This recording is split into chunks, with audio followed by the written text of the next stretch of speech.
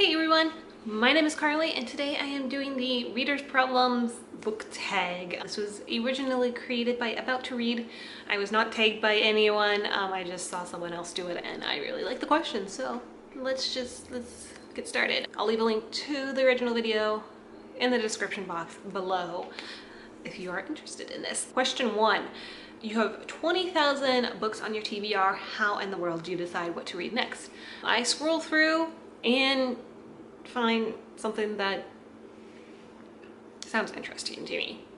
Whatever I feel, I'm a mood reader. That's why I don't do monthly TBRs, because I just read based on how I feel. And so that's how I would decide what to read next. Is I might look at stuff maybe I've read and be like, okay, I want something that feels like this, so I want to continue this series, and I would try to, that's how I would decide. Because I already feel like I have 20,000 books on my TBR, and then I keep reading other things because I'm more in the mood for those other things, and then I don't even think to look at my TBR, and then I keep adding books to my TBR, and then it's a never-ending cycle. Question 2 is you're halfway through a book and you're just not loving it. Do you quit or are you committed? Depends. Usually I'm committed, and so I would probably finish it, but it depends on how much I hate the book. And I use the word hate very strongly in this sentence. Like, I gotta really dislike it because I don't DNF books just for nothing. So I'd probably be committed and just finish it, especially that far in. I'd probably just say, F it, I'm gonna finish this, but we're gonna finish it as fast as possible. Question 3. The end of the year is coming and you're so close but so far away on your Goodreads reading challenge. Do you catch up and how? Depends on how far away. If we're talking like 10 books and I have a month left, probably not gonna make it. 5 books and a month left, yeah, I can say we're gonna make it, but maybe I'll do lots of smaller things, maybe graphic novels, because those are easier to read and get through, and can stack those up to easily meet that goal. Number 4, the covers of a series you love do not match. How do you cope? I take a deep breath and get over it. That sounds bad. Be a little annoying, but I have so many series in my books collection that where their covers just do not match, just because of how I bought them, when I bought them, what editions I bought. And usually as much as I don't like it, I'm way more wanting to read it than wait for matching covers. Like, I don't want to wait that long to get matching covers, so I'm probably just gonna suck it up and I just deal with it. Not much I can do about it at that point. I just really want to read the book. Number 5, everyone and their mother loves a book you really don't like. Who do you bond with over shared feelings? I try to find maybe reviews online. I like going through Goodreads and trying, like, if I really hate a book like this, I like going on to the Goodreads app and then like trying to find like 1 or 2 star reviews so that I can read those and be like, yeah, I agree. And then maybe I'll complain, like I'll vent to my best friend because she probably has not read the book either, and so she was more than willing to sit there and listen to me vent about how much I don't like something and how everyone else does. Also, I'll probably end up talking about it in a video at one point or another, so that also helps. Question 6. You're reading a book and you're about to start crying in public. How do you deal? Wow, I will probably close the book and stop reading until I am not in public. Either way, I might need to start taking breaks, like read a couple sentences, take a break, read a couple sentences, take a break. But yeah, that's probably how I do that. Number 7, a sequel of a book you loved just came out, but you've forgotten a lot from the prior novel. Will you reread the book, skip the sequel, try to find a synopsis on Goodreads, cry in frustration? I probably try to find a synopsis, but I probably also just end up picking up the sequel because I will get things as I read it. Things will start to come back to me.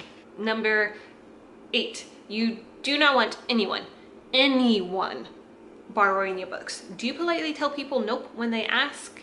Yeah, I probably would. Just explain the situation. But I don't really have too many people in real life. I really don't have people asking me to borrow my books, and I usually just push them on to my friend if I want her to read something. Number 9, reading ADD. Picked up and put down 5 books in the last month. How do you get over your reading slump?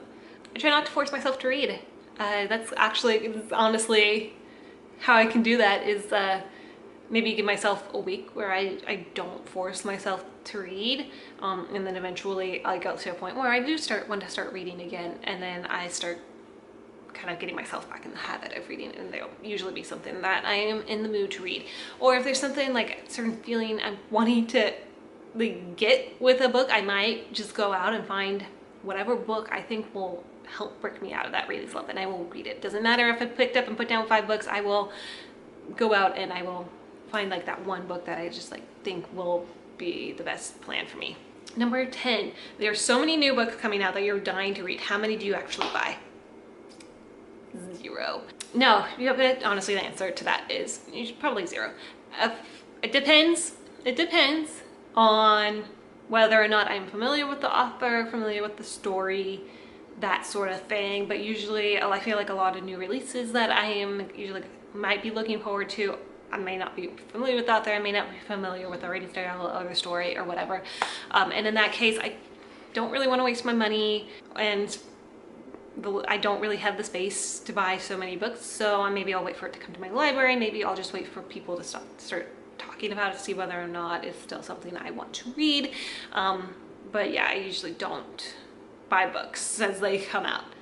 They can depend, but I usually don't, just because of those reasons. And the last question, question 11. After you've bought the new books you can't wait to get to, how long do they sit on your shelf before you get to them? Usually not very long. I don't usually buy like 10 books at once. I usually buy like 1 or 2, and then that's usually the book I read next once I'm done with my current books. So they don't tend to sit on my shelf for very long, maybe at most like a month or 2, just based on what books I was reading beforehand and if I had books lined up before those books. But yeah, I don't tend to have like shelves upon shelves of TBRs because I have no room to have any shelves. And that is it. That was the Reader Problems book tag. Yeah, if I'm not tagging anyone, but if you want to do it, because that's how I do all my book tags. I thank you guys for watching. I'm trying to upload about every Friday, so keep an eye out for that. And if you liked what you saw, you can hit that subscribe button, leave me a comment, let me know your thoughts on stuff. And I thank you guys so much for watching, and I hope you guys have a wonderful rest of your day. Bye. No.